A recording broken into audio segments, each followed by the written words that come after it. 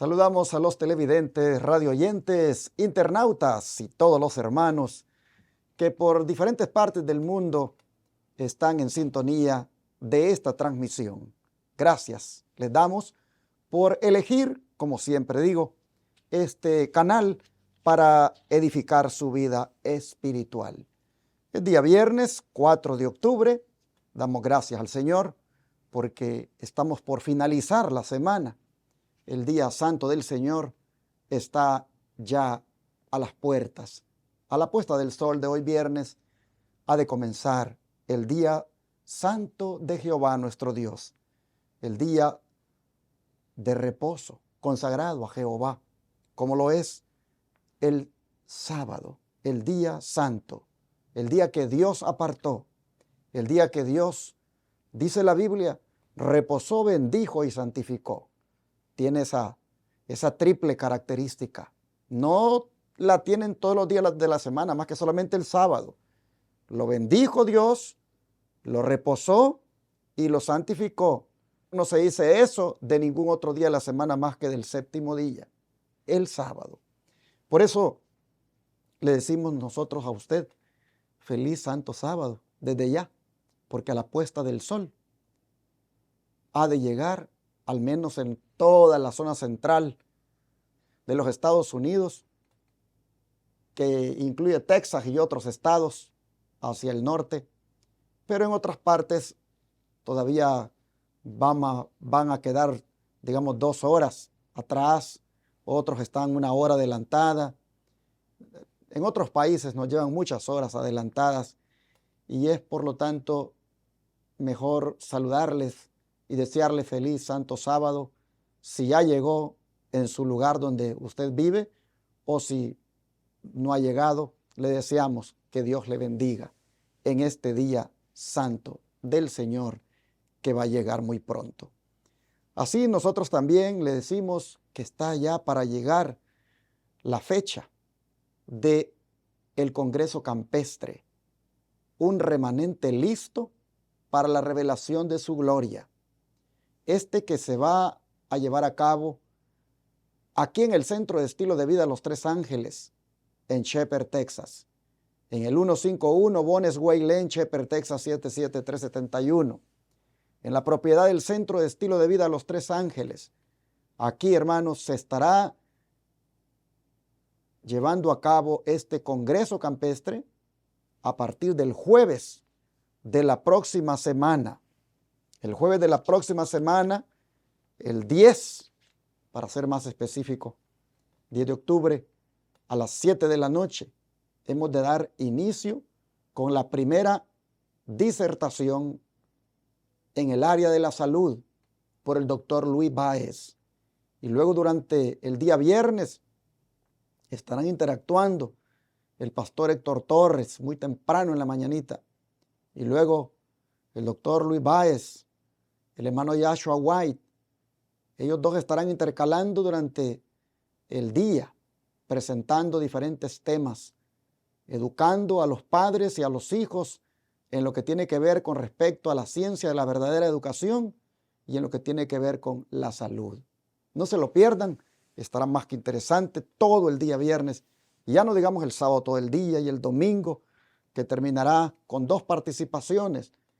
El pastor Héctor Torres muy temprano en la mañana y el hermano Joshua White después del desayuno, que va a cerrar con otra intervención.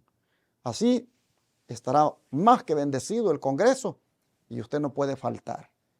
Puede venir, es gratuita la asistencia, hasta la comida que le damos es gratuita. Solo tiene que registrarse, llame al 713-412-4677 y diga somos tantos los que vamos. Y traiga su tienda de campaña, ubíquela debajo de los pinos. Y hermanos, la actitud de reverencia es la que le pedimos. Que no venga usted aquí como a un picnic, sino que venga para aprender de Dios, para estar en las reuniones y así edificar su vida. No tome esto como un día de picnic al cual viene, sino como un congreso donde usted viene a aprender sobre cómo remanente listo debe usted estar para la revelación de la gloria del Señor. Le esperamos estará muy, muy bendecido este congreso.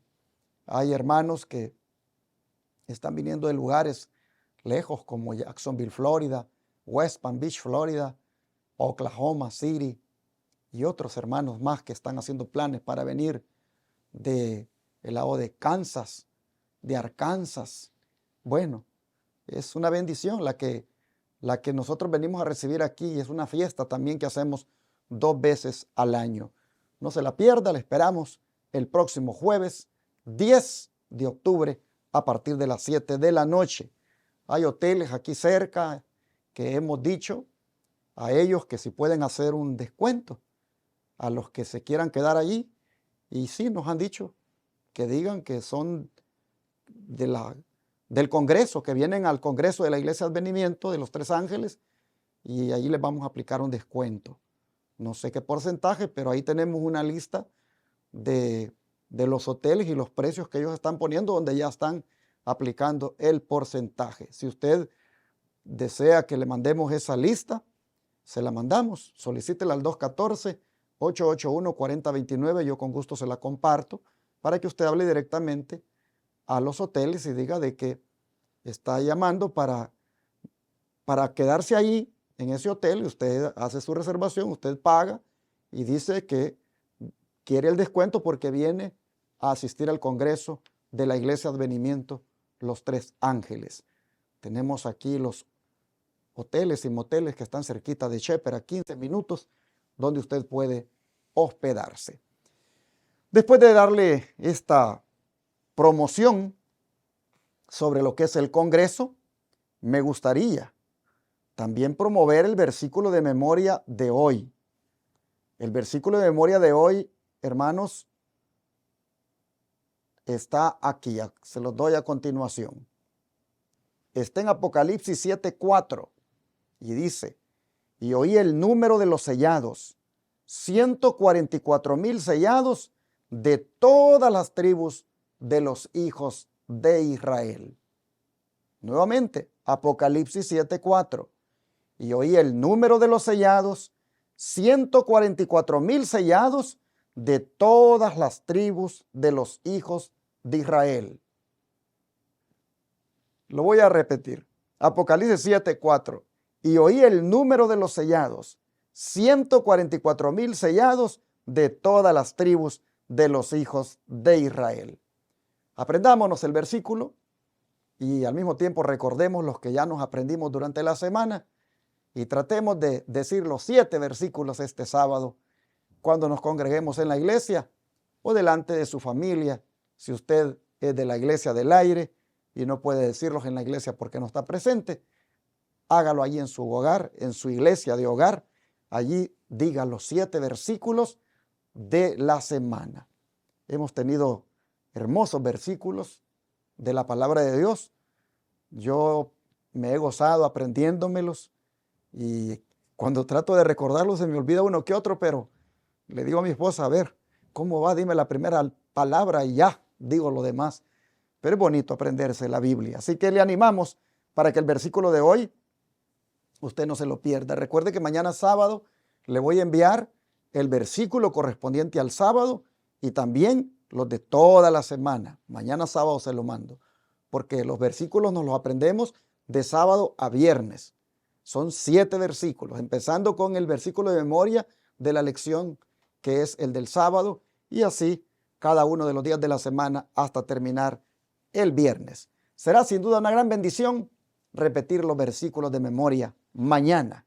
Si usted desea que le envíe los versículos para toda la semana, tanto el individual, es decir, el de cada día, como el de toda la semana, solicítemelo a mi número de WhatsApp, pero debe usted pedirme que le agregue al grupo porque yo ahí los pongo. Dígame, pastor, agrégueme a su grupo de WhatsApp y yo ahí voy a poner su nombre y allí, por lo tanto, todo lo que yo pongo, usted lo va a recibir.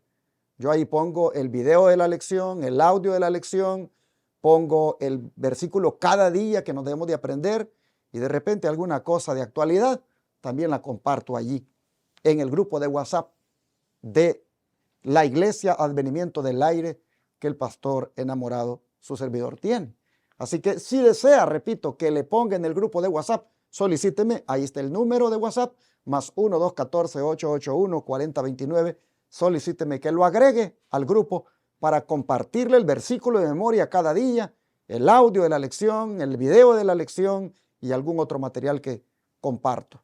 Así estamos haciéndolo y no se preocupe porque ahí en ese grupo nadie más va a poner cosas para que no se le llene la memoria, solo va a recibir cosas de este servidor porque es un grupo restringido, solo para recibir. Allí nadie más puede estar poniendo otras cosas porque entonces sí yo sé que las memorias de los teléfonos no dan abasto. Bien, mis hermanos, quiero también agradecer, como siempre, el que ustedes nos den un like, que ustedes escriban un comentario, que ustedes compartan con compañeros y amigos este material y que les inviten a suscribirse dándole clic en la campanita también para recibir las notificaciones. Les agradecemos que hagan esto este día. Y también pongo en la pantalla la manera de cómo ustedes pueden hacer llegar los diezmos, las ofrendas y las donaciones especiales que permiten predicar 24/7 en 4 canales de televisión y una radio en 4 grandes ciudades de los Estados Unidos y al mismo tiempo atender gratuitamente a los enfermos en Shepherd, Texas, cuando vienen por 15 días para ser atendidos con los remedios naturales de Dios. Gracias porque con las ofrendas podemos hacer esa obra de atender a los enfermos. Imagínense tenerlos por 15 días, estarles dando de comer la dieta de Dios, prácticamente cambiarles todo su régimen alimenticio y estarles atendiendo con las hidroterapias y todo lo que involucra las 8 leyes de la salud. Eso, hermanos, si bien es cierto es gratuito, es un gran costo lo que representa, pero con las pocas ofrendas que nos llegan, miren, el Señor las multiplica y podemos hacer la obra. Llevamos ya casi 3 años, vamos a cumplir de estar haciendo la obra médica misionera gratis. Si usted nos quiere ayudar con sus ofrendas, envíenos esas ofrendas aquí al ministerio para que podamos seguir ayudando a las personas que sufren. Y con los diezmos vamos predicando en los 4 canales de televisión y radio donde miles de personas las 24 horas del día tienen oportunidad de oír el mensaje en esas 4 grandes ciudades de aquí del estado de Texas. Y con las donaciones especiales que les pedimos, vamos haciendo realidad la segunda fase del proyecto médico misionero, como es la construcción de la escuela tipo Madison, que todavía seguimos en la etapa de nivelación del terreno, porque primero hay que preparar, hermanos, todo eso, para luego ir haciendo estructura por estructura, edificio por edificio, según las donaciones que nos lleguen. Así que por eso decimos diezmos, ofrendas y donaciones especiales. Con el diezmo, predicación del Evangelio 24/7 en los medios de comunicación. Con las ofrendas, la obra médica misionera gratuita en los enfermos que llegan cada mes aquí al Centro de Estilo de Vida. Y con las donaciones especiales, hacer la realidad de la escuela tipo Madison. Dios bendiga a todos aquellos que se quieran unir a nosotros. Bien, mis hermanos, después de haberles dado todas estas promociones, quiero orar para que procedamos a hacer el resumen que hacemos todos los viernes. Les invito a que me acompañen en la oración.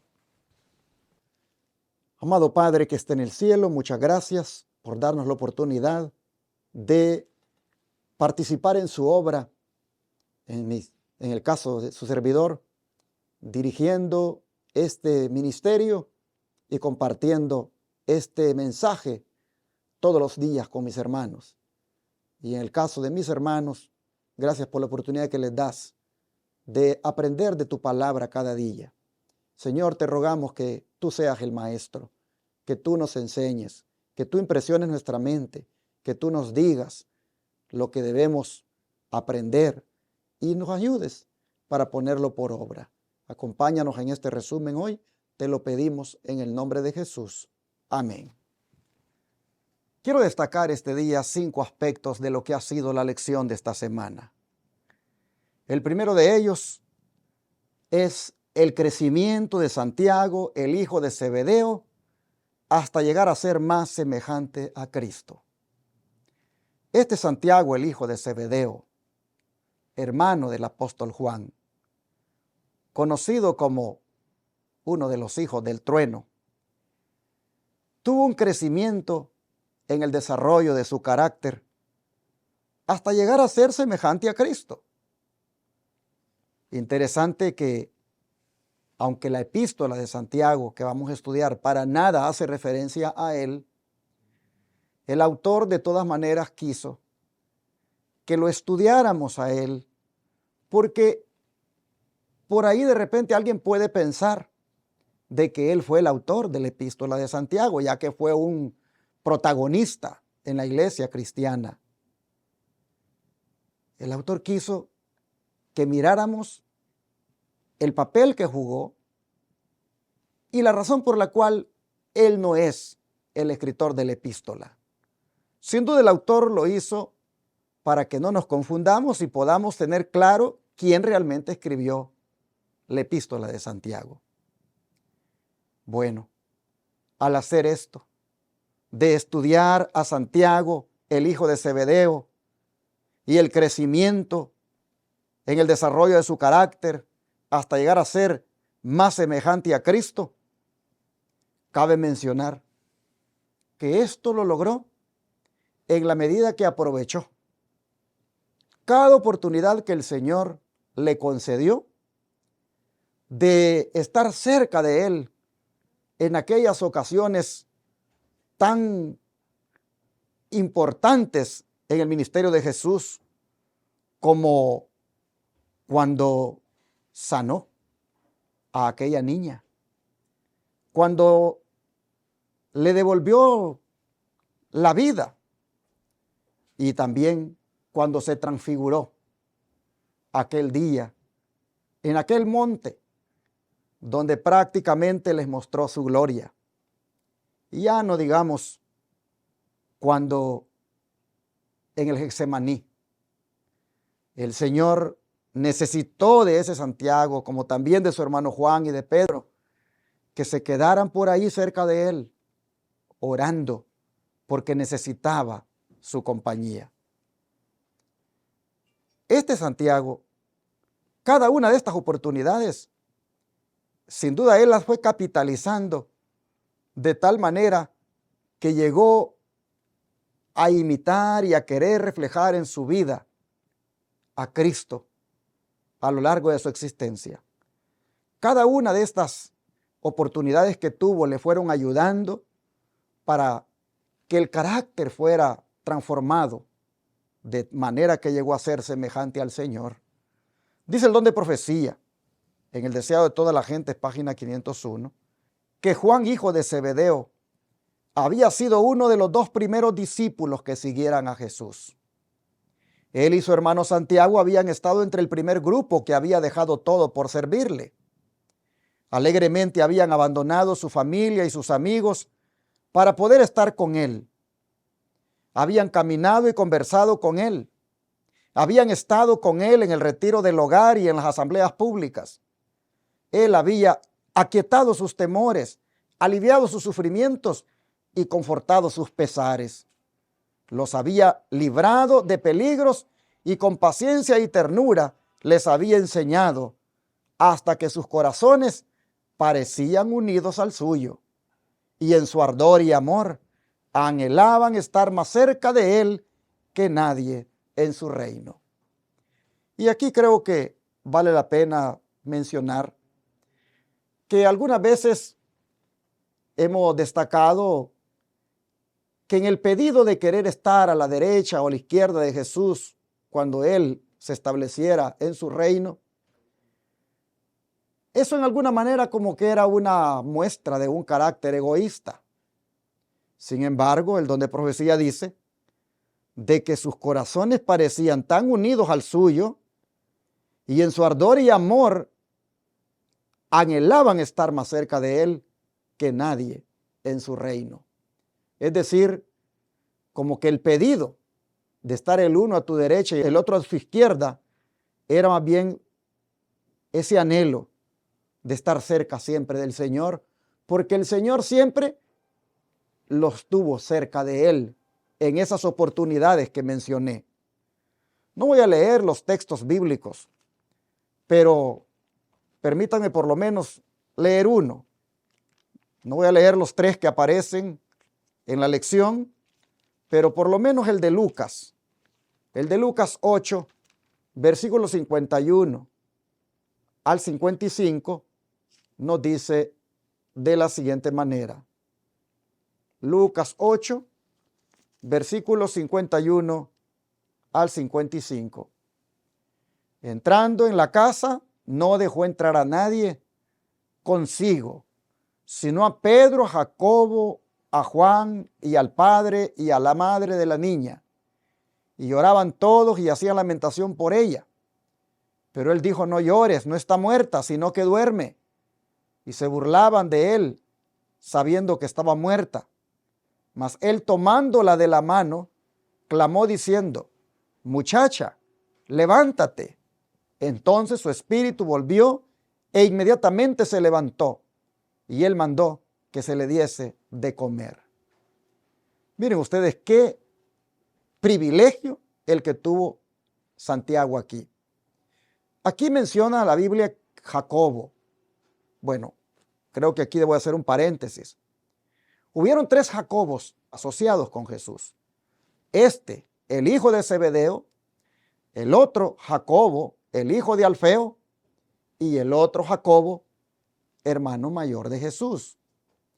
Estos Jacobos también son conocidos como Santiago, pues Santiago es el nombre helenizado o griego para los Jacobos de aquel tiempo.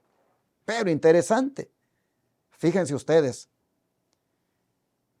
que me he referido a uno de los hermanos mayores de Jesús.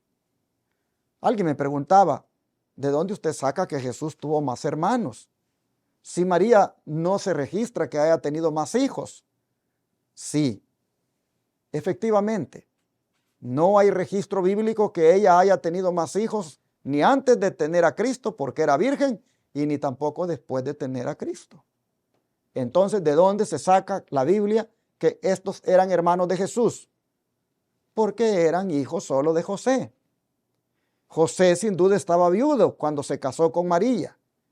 Y estos hijos de José son los hermanos de Jesús, hermanos mayores que él, siendo Jacobo o Santiago el mayor de todos. Aclarando esto, quiero volver al privilegio de Santiago, el hijo de Zebedeo, por el hecho de que aquí él viene a ser testigo de un gran milagro, como fue la resurrección de esta niña, del principal de la sinagoga, llamado Jairo. La niña estaba muerta. Y miren ustedes, el Señor lleva a Pedro, a Jacobo, a Juan, al padre y a la madre de la niña, los lleva al cuarto donde está ella muerta. Y Jesús les dice: no lloren, no está muerta, sino que duerme.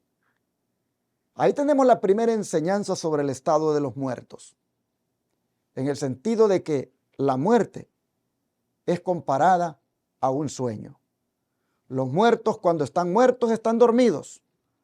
Es el sueño de la muerte, del cual nadie los puede despertar, solamente Jesús, cuando Él venga por segunda vez. Habiendo visto esto, mire lo que va a hacer ahora Jacobo, Santiago, que es el mismo personaje, Juan y Pedro. Vienen a ellos a ser testigos del gran milagro donde la niña vuelve a la vida porque Jesús la resucita. Jesús dice que le tomó la mano y clamó diciendo: muchacha, levántate.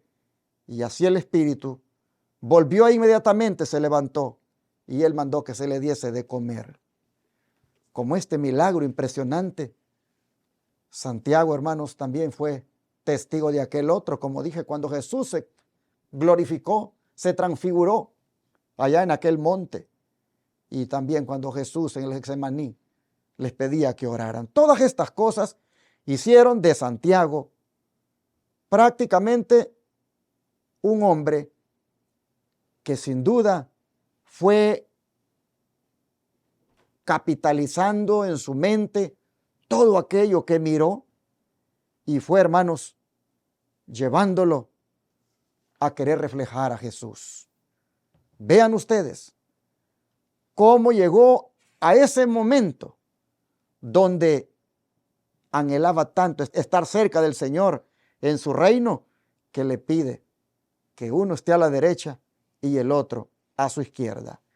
Pero Jesús lo que hizo por Santiago, hermanos, miren, dice, lo encaminó, conversó, estuvo con él en el hogar y en las asambleas públicas, aquietó sus temores, alivió sus sufrimientos, le confortó en sus pesares, lo libró de peligros y con paciencia y ternura les había enseñado hasta que sus corazones parecían unidos al suyo.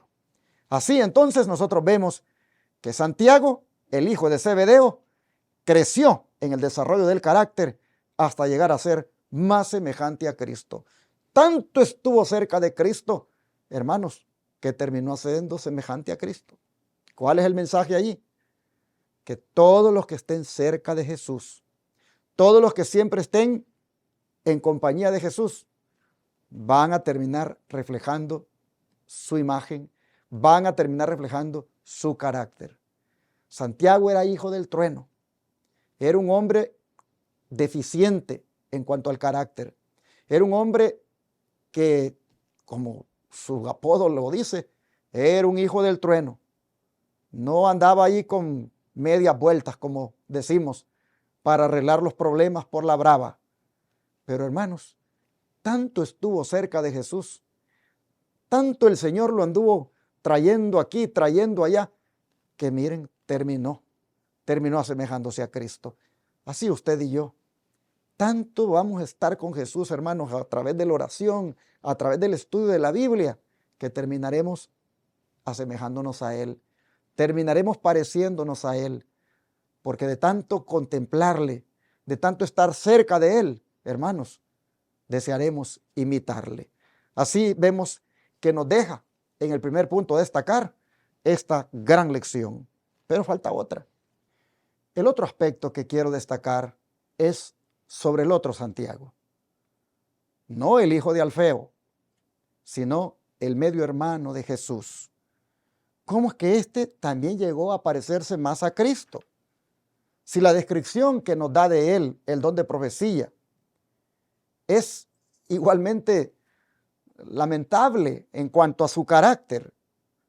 Por ejemplo, dice en una matutina que se llama Cada día con Dios, que los hermanos de Cristo no lo entendieron porque no era como ellos y trabajaba para aliviar todo sufrimiento que veía y siempre tenía éxito. ¿Quién? Jesús. No tenía mucho dinero para dar, pero a menudo compartió su humilde alimento con los que creía que estaban más necesitados que él.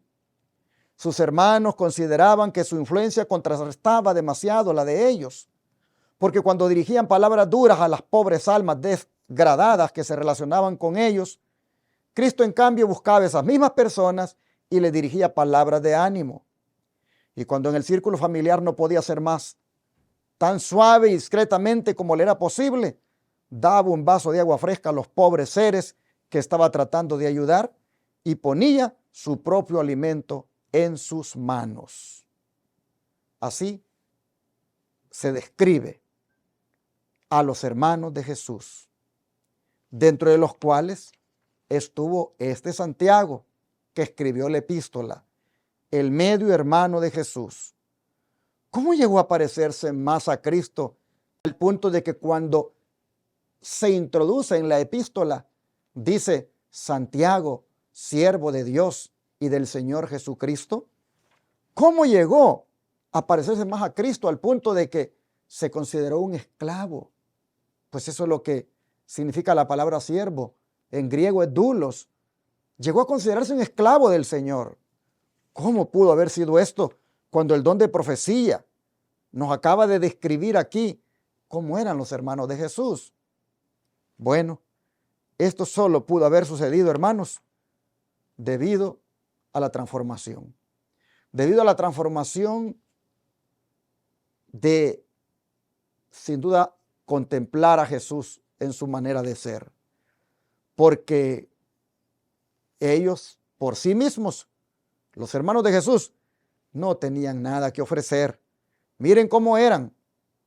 Dice que ellos consideraban que la influencia de Jesús contrarrestaba demasiado la de ellos, porque cuando dirigían palabras duras a las pobres almas degradadas que se relacionaban con ellos, Cristo en cambio buscaba a esas mismas personas y les dirigía palabras de ánimo. Y cuando en el círculo familiar no podía ser más, tan suave y discretamente como le era posible, daba un vaso de agua fresca a los pobres seres que estaba tratando de ayudar y ponía su propio alimento en sus manos. ¿Ven ustedes la diferencia? Los hermanos de Jesús, ellos les parecía que no estaba bien lo que Jesús hacía, que contrarrestaba la influencia de ellos. Pero Jesús de esa manera les dio testimonio. Y la única forma como uno puede entender que éste haya terminado siendo el siervo de Dios y de Jesucristo y escribiendo la epístola de Santiago, la única forma como eso pudo haber llegado a suceder es sin duda a través de una transformación del carácter que Cristo hizo. Podemos concluir que Santiago, el que escribió la carta, aun cuando era uno de estos hermanos hostiles, llegó un momento en su vida que se convirtió de verdad y llegó a ser este siervo que escribe esta carta. Pero hay un punto más que hay que destacar acá, y es algo que nos mostró la lección en relación con el hecho de que Pedro no era el principal de los apóstoles. Y las Escrituras lo evidenciaron claramente. ¿Por qué no era el principal de los apóstoles? Porque vean lo que dice Hechos. Hechos capítulo 15, versículos 5 y 6. Hechos 15, versículos 5 y 6. Dice así: pero algunos de la secta de los fariseos que habían creído se levantaron diciendo: es necesario circuncidarlos y mandarlos que guarden la ley de Moisés.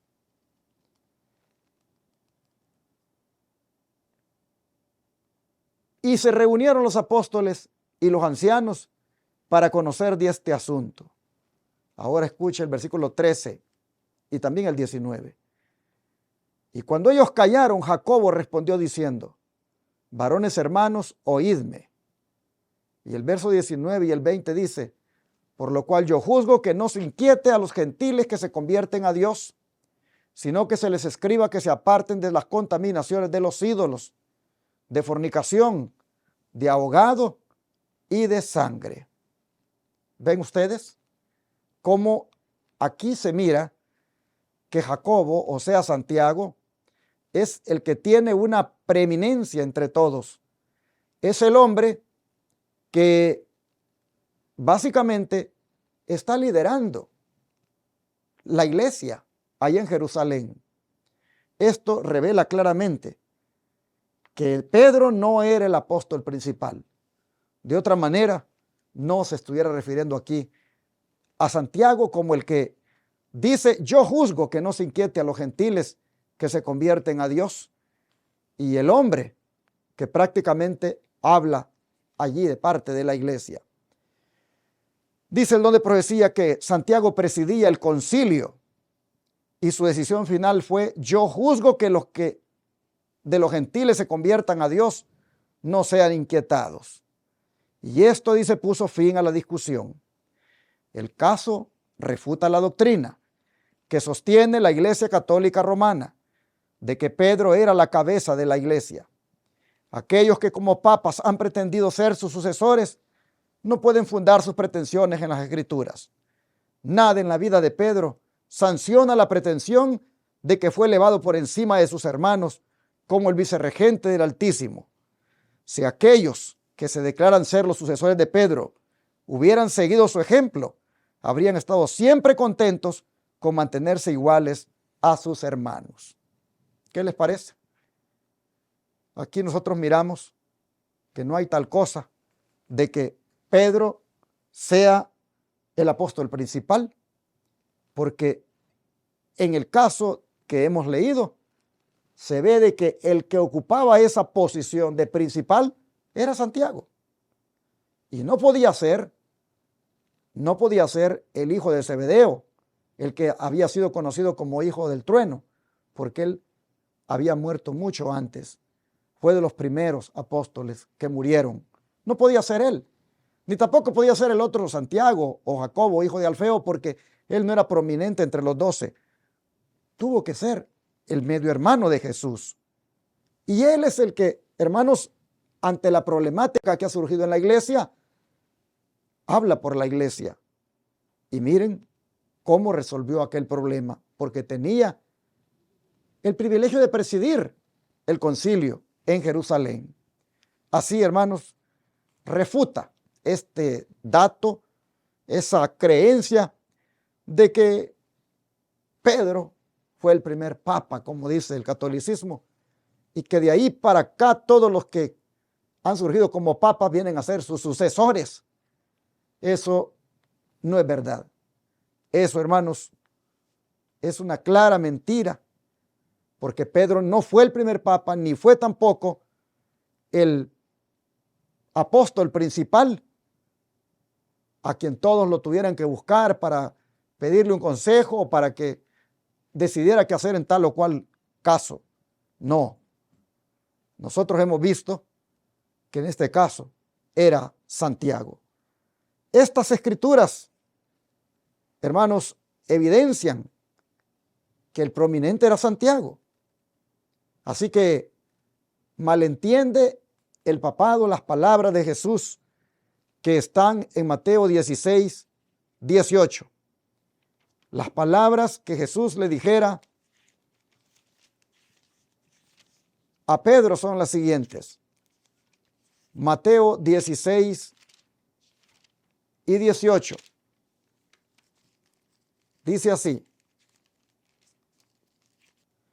y yo también te digo que tú eres Pedro, y sobre esta roca edificaré mi iglesia, y las puertas del Hades no prevalecerán contra ella.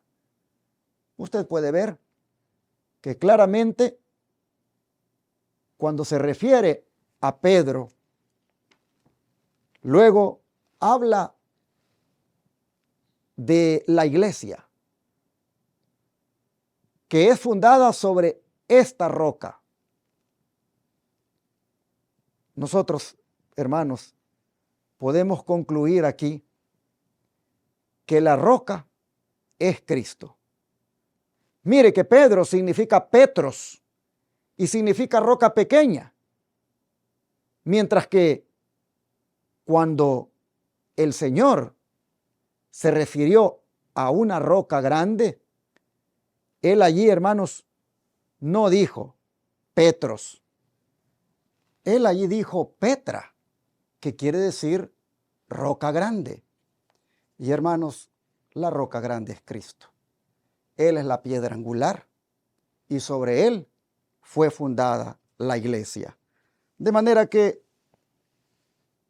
el aseveramiento del papado, cuando dice de que Él es el sucesor de Pedro y que por lo tanto la iglesia está fundada sobre Él porque Él es el sucesor de Pedro, eso lo único que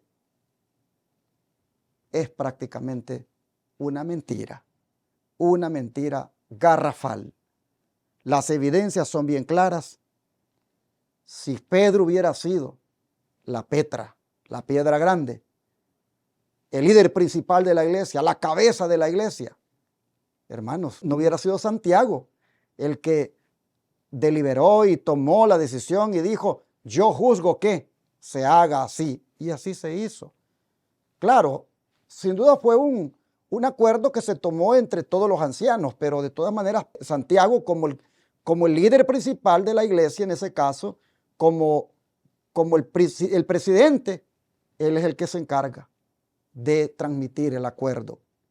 Y así nosotros vemos que este Santiago, que hace eso, viene a ser el mismo medio hermano de Jesús. Él es el que no solo escribió la epístola de Santiago, sino que también está presidiendo la iglesia. El don de profecía dice: Santiago presidía el concilio y su decisión final fue: yo juzgo que los que de los gentiles se convierten a Dios no han de ser inquietados. Y esto puso fin a la discusión. El caso refuta la doctrina que sostiene la Iglesia Católica Romana, de que Pedro era la cabeza de la iglesia. Aquellos que como papas han pretendido ser sus sucesores no pueden fundar sus pretensiones en las Escrituras. Nada en la vida de Pedro sanciona la pretensión de que fue elevado por encima de sus hermanos como el vicerregente del Altísimo. Si aquellos que se declaran ser los sucesores de Pedro hubieran seguido su ejemplo, habrían estado siempre contentos con mantenerse iguales a sus hermanos. Así está escrito en Hechos de los Apóstoles, página 158, es el libro de la mensajera del Señor, Elena White. De esta manera queda destacado este punto y también se presenta la verdad en cuanto a quién es verdaderamente la autoridad principal de la iglesia en los días de los apóstoles y quién es la roca sobre la que estaba fundada la iglesia. Ahora, hermanos, no puede dejar de destacarse el siguiente punto, y es la explicación de Pablo sobre la unidad y el valor idéntico de todos los cristianos. Al decir en Gálatas 3:27 al 29 lo siguiente. Dice así la palabra del Señor. Gálatas 3, 27 al 29. Dice así: porque todos los que habéis sido bautizados en Cristo, de Cristo estáis revestidos. Ya no hay judío ni griego, no hay esclavo ni libre, no hay varón ni mujer, porque todos vosotros sois uno en Cristo Jesús. Y si vosotros sois de Cristo, ciertamente linaje de Abraham sois y herederos según la promesa. Aquí el apóstol Pablo está diciendo que los cristianos somos uno solo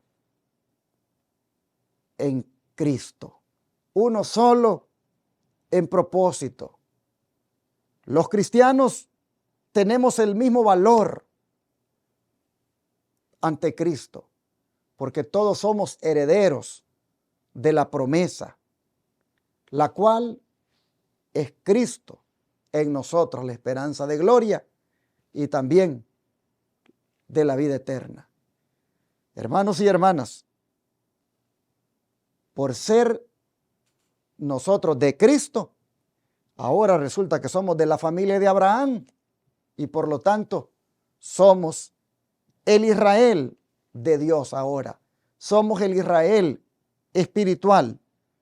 Pero miren ustedes, es en Cristo que venimos a ser uno. Las mujeres y el hombre son uno en Cristo. El rico y el pobre es uno en Cristo. El judío y el griego es uno en Cristo. El esclavo y el libre es uno en Cristo. Hermanos y hermanas, Cristo es el que hace posible que seamos uno. Así nosotros miramos que tampoco excluye la diversidad, tampoco excluye las distinciones entre las razas, como también en el aspecto social y sexual, porque La mujer es mujer y el hombre es hombre.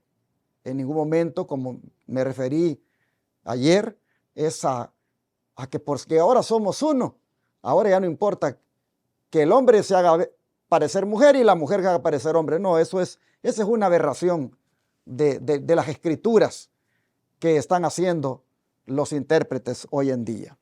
Así, hermanos, vemos que en Jesús es como podemos ser uno. Pero cuando somos uno en Jesús, tenemos que serlo también en la verdad de Jesús. Porque hay un ecumenismo ahora que promueve a un Cristo donde todos en Cristo somos uno y bajo la bandera de la unidad aceptemos los errores,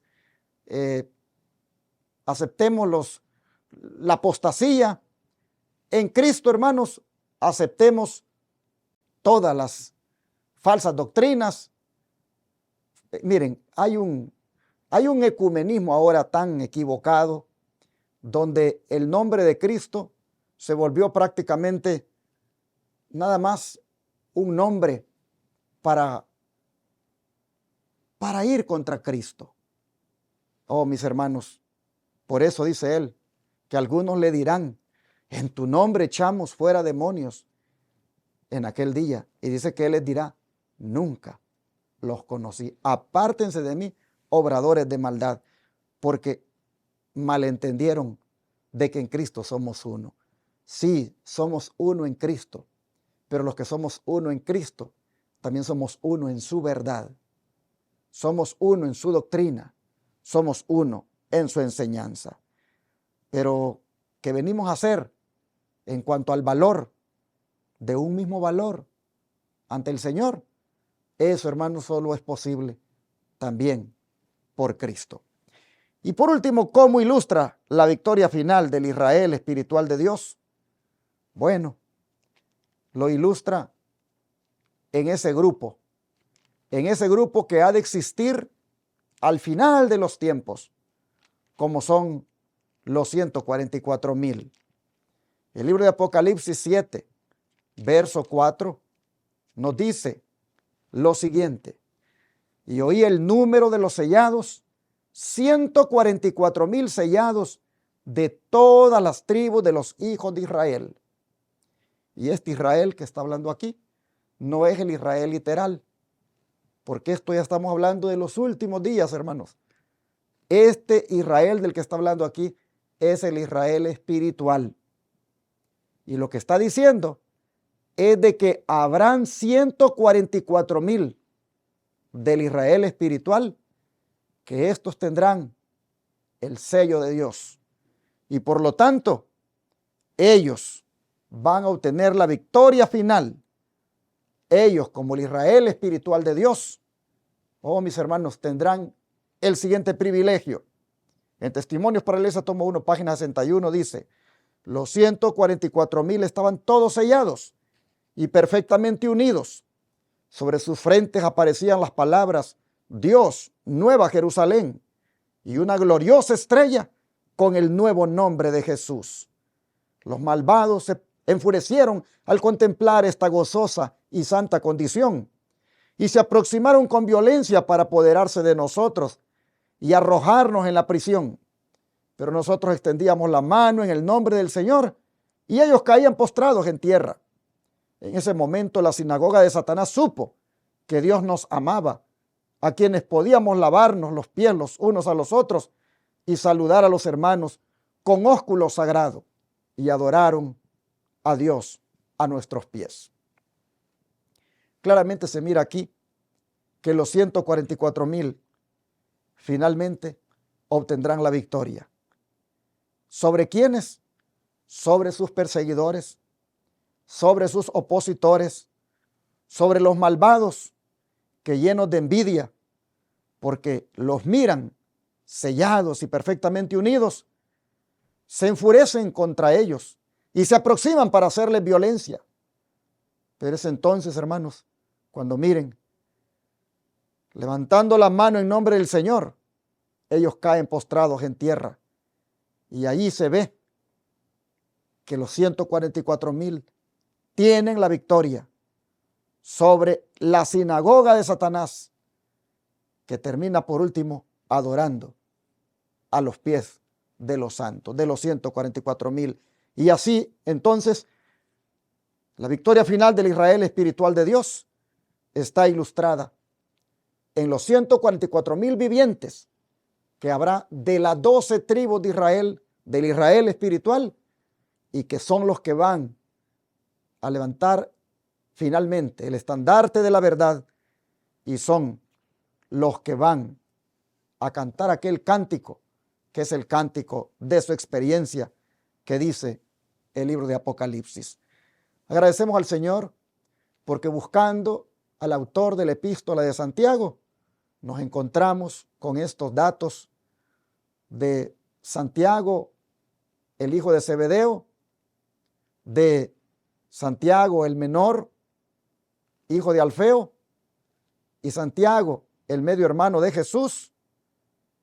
Y hermanos, el hecho de que nosotros ahora somos del Israel de Dios y que el mensaje que nos da en su primera epístola Santiago es de que somos en este tiempo de la iglesia de Cristo dispersada por todo el mundo, pero a la cual el Señor la está preparando para venir a buscarla y llevarla con Él en gloria.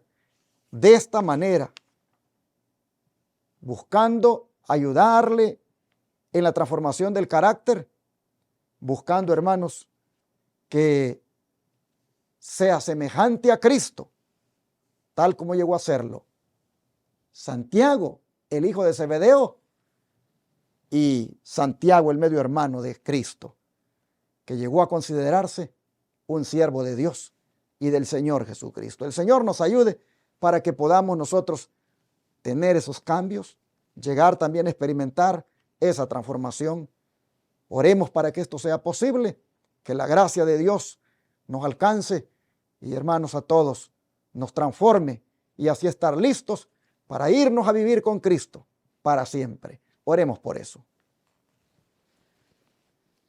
Gracias, Padre Celestial, por habernos mostrado tantas enseñanzas esta semana, por habernos mostrado lo que espera de nosotros en cuanto al desarrollo del carácter, al punto que lleguemos a ser cambiados, como llegó a ser cambiado Santiago, el hermano de Juan, y Santiago, el hermano de Jesús. Ayúdanos, Señor, a que en alguna manera también nosotros experimentemos una transformación. Te rogamos que también busquemos estar cerca de ti, porque el estar cerca de ti sin duda hizo que aquellos dos Santiagos, el medio hermano de Cristo y el hijo de Zebedeo, sin duda, Señor, el estar cerca del Señor los llegó a transformarse y asemejarse a Él. Ayúdanos a hacer nosotros también lo mismo, a pasar tiempo contigo, orando, estudiando la Biblia y así parecernos más a ti. Te lo pedimos en el nombre de Jesús. Amén.